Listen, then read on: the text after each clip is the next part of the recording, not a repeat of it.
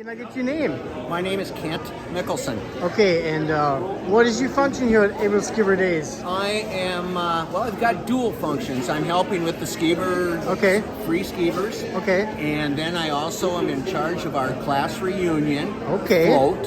What year is that? I would say 20, but it's going to be our 50th. Okay, all right. For the uninitiated, could you please explain what Aebleskivers are?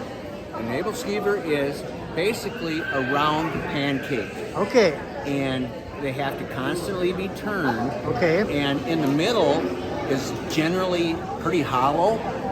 So there would be things like rhubarb or cherries or whatever. Various things can be put inside to give you different flavors. All right, wonderful.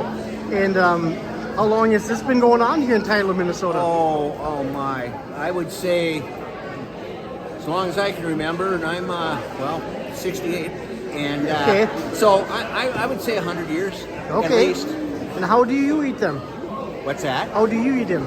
How do I eat them? Yeah, like what do you put on them? I like them plain with just maple syrup on them. Okay, wonderful. Well, thank you for your time. Appreciate it. No, and thank you for joining us. Okay, bye-bye. Bye.